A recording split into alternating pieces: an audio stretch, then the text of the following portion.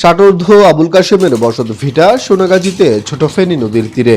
গত 1 বছরে নদী ভাঙনে 3 বার ঘর হারিয়ে এখন কোনো রকমে একটি ছাউনি তুলে স্ত্রী সন্তান নিয়ে বসবাস করছেন।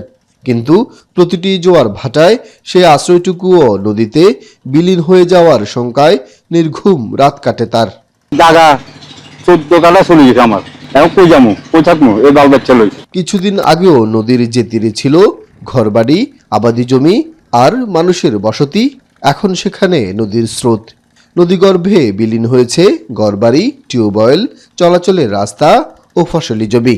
দিশেহারা হয়ে পড়ছে নদী পারের মানুষ।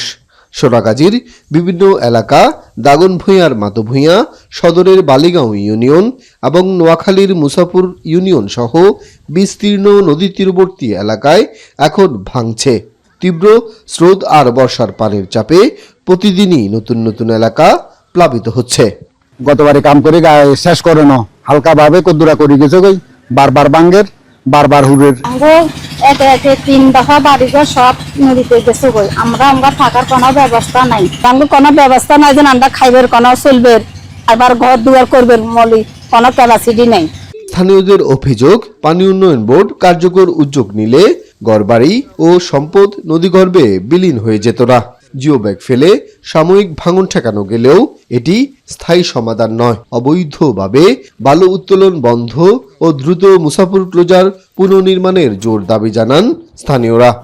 2024-এ যে বন্যা হয়েছিল না, বন্যার কারণে মুসাফিরের যে গেটটা ছিল ওইটা ভাঙার পর প্রতিনিয়ত পানি ঢুকতেছে। আমাদের এই কাজটা এখন যদি ব্লক দিয়ে করে তাহলে মনে হয় এটা আপাতত কিছুদিনের জন্য টিকতে পারে। জিও ব্যাগ যেটা, এটা টিকার সম্ভাবনা এক বালু পরিমাণ নেই। এদিকে পানি উন্নয়ন বোর্ড বলছে ঝুঁকিপূর্ণ এলাকাগুলোতে জিও ব্যাগ ফেলে ভাঙন রোধের কাজ চলছে। ছোট ফেনী নদী ও ফেনী নদীর তীর সংরক্ষণে 49 কোটি 59 লাখ টাকার একটি প্রকল্প রয়েছে। আর বিশ্বব্যাংকের অর্থায়নে বি স্ট্রং প্রকল্পের আওতায় 2 নদীর প্রায় 6 কিলোমিটার এলাকায় প্রায় 77 কোটি টাকার কাজের টেন্ডার প্রক্রিয়াও চলছে। অন্যদিকে দ্রুত সমাধানের কথা জানান পরিবেশ, বন ও জলবায়ু পরিবর্তন বিষয়ক মন্ত্রী ও ফেনী 3 আসনের সংসদ সদস্য। মুসাফির এটা একটাকে নেওয়ার জন্য আমি প্রতিনিধিদের প্রেশারে রাখছি। ওটা যদি না হয় তাহলে আমাদের স্পেশালি সোনাগাজী, দাগনভূঞা বা অন্যান্য জায়গায় নদী ভাঙন রোধ করা খুবই মুশকিল হবে।